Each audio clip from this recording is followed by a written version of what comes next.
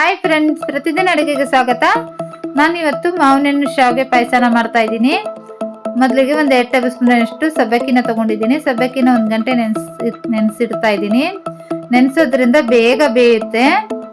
ನಂತರ ಒಂದು ಕಡಾಯಿ ಬಿಸಿಟ್ಟಿದ್ದೀನಿ. ಇದರಲ್ಲಿ ಒಂದು 2 ರಿಂದ 3 ಟೇಬಲ್ ಸ್ಪೂನ್ ಅಷ್ಟು ತುಪ್ಪನ ಹಾಕಿದ್ದೀನಿ. ಸ್ವಲ್ಪ ಗೋಡಂಬಿ ಹಾಕಿ ಸ್ವಲ್ಪ ಕಲರ್ ಚೇಂಜ್ ಆಗೋವರೆಗೂ ಫ್ರೈ ಮಾಡಿ. ಸ್ವಲ್ಪ ಒಣ ದ್ರಾಕ್ಷಿ ಹಾಕಿ, ಒಣ ದ್ರಾಕ್ಷಿ ಕೂಡ ಸ್ವಲ್ಪ ಫ್ರೈ ಮಾಡಿ ಒಂದು ಪ್ಲೇಟ್ನಲ್ಲಿ ತೆಗೆದುಬಿಡಿ. ಮಿಕ್ಕಿರೋ ತುಪ್ಪದಲ್ಲೇ ಚಿಕ್ಕ ಕಪ್ಪು ಶಾವಿಗೆನ ಹಾಕಿ, ಶಾವಿಗೆ ಸ್ವಲ್ಪ ದಪ್ಪ ಬರುತ್ತಲ್ವಾ, ಆ ಶಾವಿಗೆ ತಗೊಂಡಿದ್ದೀನಿ. ಒಂದು 2 ನಿಮಿಷ ಶಾವಿಗೆ ಕೂಡ ಫ್ರೈ ಮಾಡಿ ಚೆನ್ನಾಗಿ ಕಲರ್ ಚೇಂಜ್ ಆಗೋವರೆಗೂ. ನಂತರ ಫ್ರೈ ಮಾಡಿದ ನಂತರ ಒಂದು ಪ್ಲೇಟ್ನಲ್ಲಿ ತೆಗೆದುಬಿಡಿ. ಒಂದು ಅರ್ಧ ಲೀಟ್ರ್ ಹಾಲು ತಗೊಂಡಿದ್ದೀನಿ. ಅರ್ಧ ಲೀಟ್ರ್ ಹಾಲು ಹಾಕಿ ಒಂದು ನೀರು ಕುಡಿಯೋ ಕಪ್ನಿಂದ 1 ಕಪ್ ನೀರನ್ನ ಹಾಕಿ ಹಾಲು ಚೆನ್ನಾಗಿ ಕುದಿಬೇಕು. ಹಾಲು ಚೆನ್ನಾಗಿ ಕುದಿಯುವಾಗ ನೆನೆಸಿಟ್ಟಿದ್ವಲ್ವ ಸಬ್ಬಕ್ಕಿನ ಹಾಕಿ, ನೆನೆಸಿಟ್ಟಿರೋದ್ರಿಂದ ಬೇಗ ಬೇಯುತ್ತೆ.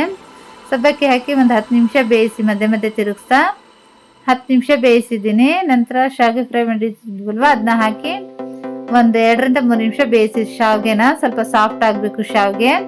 ನಂತರ ಶಾವಿಗೆ ತಗೊಂಡಿರೋ ಕಪ್ನಿಂದನೇ 1 ಕಪ್ ಸಕ್ಕರೆನ ಹಾಕಿ ಒಂದು 2 ನಿಮಿಷ ಬೇಯಿಸಿ. ನಿಮ್ಗೆ ಸಿಹಿ ಜಾಸ್ತಿ ಬೇಕಾದರೆ ಸ್ವಲ್ಪ ಸಕ್ಕರೆನ ಜಾಸ್ತಿ ಹಾಕ್ಕೊಳ್ಳಿ. ಸ್ವಲ್ಪ ಏಲಕ್ಕಿ ಪೌಡ್ರನ್ನ ಹಾಕಿ ಮಿಕ್ಸ್ ಮಾಡಿ ಗ್ಯಾಸ್ನ ಆಫ್ ಮಾಡಿಬಿಡಿ. ತಣ್ಣಗಾಗಕ್ಕೆ ಇಟ್ಬಿಡಿ. ಚೆನ್ನಾಗಿ ತಣ್ಣಗಾಗಬೇಕು.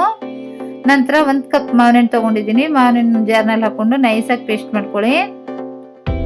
ನೋಡಿ, ನೈಸಾಗಿ ಪೇಸ್ಟ್ ಮಾಡ್ಕೊಂಡಿದ್ದೀನಿ. ಈ ಶಾವಿಗೆ ಪಾಯಸ ಚೆನ್ನಾಗಿ ತಣ್ಣಗಾದ ನಂತರನೇ ಈ ಪೇಸ್ಟ್ನ ಹಾಕಿ ಸ್ವಲ್ಪ ಬಿಸಿ ಇರುವಾಗ ಹಾಕಬೇಡಿ. ನೋಡಿ, ಚೆನ್ನಾಗಿ ತಣ್ಣಗಾಗಿದೆ. ನಂತರ ಈ ಪೇಸ್ಟ್ನ ಹಾಕಿ ಚೆನ್ನಾಗಿ ಮಿಕ್ಸ್ ಮಾಡ್ಕೊಳ್ಳಿ. ನಂತರ ಸ್ವಲ್ಪ ಡ್ರೈ ಫ್ರೂಟ್ಸ್ನ ಫ್ರೈ ಮಾಡಿಟ್ಟಿದ್ವಲ್ವ, ಆ ಡ್ರೈ ಫ್ರೂಟ್ಸ್ನ ಹಾಕಿ ಸ್ವಲ್ಪ ಮಾವಿನ ಹಣ್ಣು ಪೀಸಸ್ ಕೂಡ ಕಟ್ ಮಾಡಿ ಇಟ್ಟಿದ್ದೀನಿ. ಮಾವಿನ ಹಣ್ಣು ಪೀಸಸ್ ಕೂಡ ಹಾಕಿ ಮಿಕ್ಸ್ ಮಾಡಿ ರೆಡಿಯಾಗಿದೆ. ಫ್ರಿಜ್ನಲ್ಲಿ ಇಟ್ಟು ಕೂಡ ತಿನ್ಬೋದು, ಹಾಗೆ ಕೂಡ ತಿನ್ಬೋದು. ಫ್ರಿಜ್ನಲ್ಲಿ ಇಟ್ಟು ತಿಂದರೆ ಜಾಸ್ತಿ ಟೇಸ್ಟ್ ಬರುತ್ತೆ. ತುಂಬಾ ರುಚಿಯಾಗಿರೋಂಥ ಈ ಶಾವಿಗೆ ಮಾವಿನ ಹಣ್ಣು ಪಾಯಸನ ಖಂಡಿತ ಟ್ರೈ ಮಾಡಿ.